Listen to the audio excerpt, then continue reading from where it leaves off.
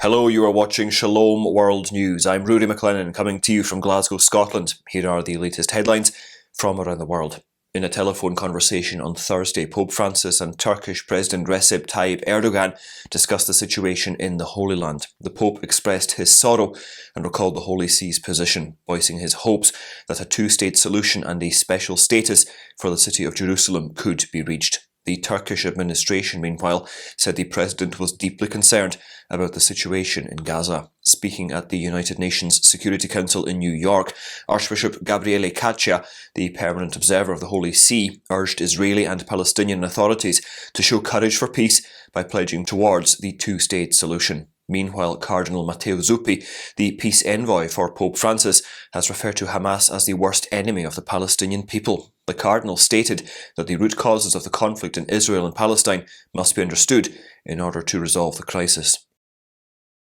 The UN Refugee Agency has reported that over 114 million people have been forced to leave their homes due to conflict, persecution and human rights violations by the end of September this year. The agency said the main causes of displacement include the war in Ukraine, the conflicts in Sudan, the Democratic Republic of the Congo and Myanmar, drought, floods and insecurity in Somalia, and a protracted humanitarian crisis in Afghanistan. Filippo Grandi, UN High Commissioner for Refugees, expressed his concern, stating that far too many conflicts are proliferating or escalating, shattering innocent lives and uprooting people. He said there were 110 million people who had been forcefully relocated globally as of June. In addition, 4 million more people were thought to have been forcibly relocated between June and the end of September. Social media users have taken differing stances in response to newly elected US Speaker of the House Mike Johnson's references to God and the Bible. Although some said that Johnson is disrespecting the Constitution and the New Testament by making an appeal to God in the House chamber, others on X, formerly known as Twitter, applauded Johnson for displaying his Christian faith in his new position. Mr. Johnson took some time for prayer after he was elected Speaker of the House on Wednesday. Christian leader Bob Vander Plaats commended Johnson, saying it was exciting to hear the new Speaker of the House discuss his faith openly. Participants at the Church's Synod on Synodality joined in prayers for an end to war and bloodshed through the Rosary for Peace, which was recited in St. Peter's Basilica on Wednesday.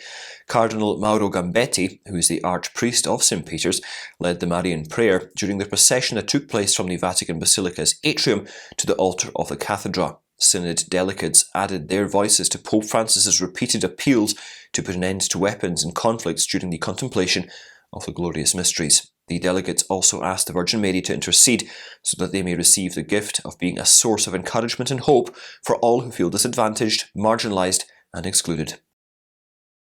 The Texas Supreme Court is hearing oral arguments in a lawsuit filed over religious freedom by McLennan County Judge Diane Hensley after the State Commission on Judicial Conduct publicly warned her in 2019 for declining to perform same-sex marriages. Hensley filed a lawsuit alleging that the Commission had violated her rights under the Texas Religious Freedom Restoration Act. After an appeals court upheld a lower court's ruling to dismiss the plaintiff's legal challenge, the case came to the state's top court. Hensley made the decision to quit performing weddings since the US Supreme Court in 2015 ruled that all states must license same-sex marriages. Meanwhile, First Liberty Institute attorneys defending Hensley argued that her decision to officiate only marriages that are in line with her faith is supported by a recent verdict of the US Supreme Court. It had decided to rule in favour of a Christian graphic artist who refused to create wedding websites for same-sex couples as it went against her religious convictions. In response to a federal move to reallocate millions of dollars in federal funds for family planning to Planned Parenthood in the state, Tennessee Attorney General Jonathan Skrmetti filed a lawsuit against the Joe Biden administration. In a statement released on Wednesday, Skrmetti said that the state was suing to prevent the federal government from interfering politically with the health of women in Tennessee. He continued by saying that the state health department was recognized by the US Department of Health and Human Services just last year for being the only organization to handle Title X funds in a way that ensures transparency and doesn't leave the state services lacking. But he lamented that the federal government this year had illegally diverted the funds to Planned Parenthood. The lawsuit said that Health and Human Services approved more funds for the state. However, this was revoked after the state refused to adhere to the federal rules requiring the clinics to provide abortion referrals because of its anti-abortion policy. In the United States of America, experts said on Wednesday that religious persecution across the world poses a serious threat to American citizens and national security. This claim was made in testimony to the House Subcommittee on National Security, the Border and Foreign Affairs.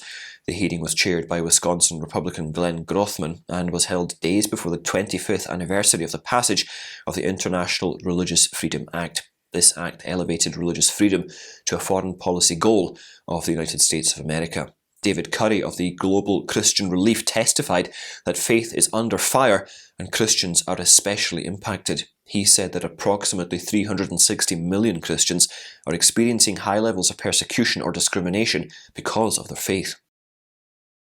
A Scottish parliamentary committee is looking for public input as it begins scrutinising a bill that seeks to curb protests outside of abortion facilities. The Abortion Services Scotland bill was introduced earlier this month to create protest-free buffer zones around clinics where pregnancies can be terminated. The bill was drafted by a member of the Green Party, Gillian Mackay. This comes after pro-life groups such as 40 Days for Life began undertaking vigils outside the premises of the Queen Elizabeth University Hospital in Glasgow and the Chalmers Sexual Health Centre in Edinburgh. If the bill becomes law, holding vigils or protests within 200 metres of abortion facilities would become an offence.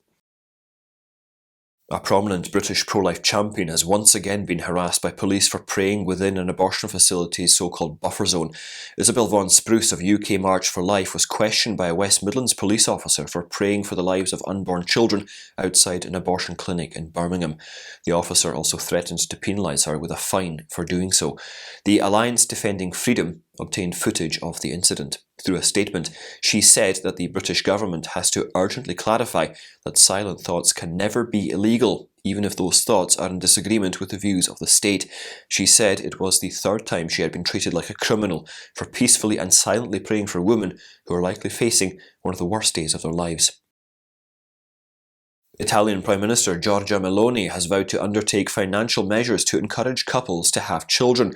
There are plans to allocate some €1 billion to the plan. The government is planning to provide extra funds to working women if they have 2 or more children. In addition, the Italian government wants to extend optional parental leave and to increase the daycare fund.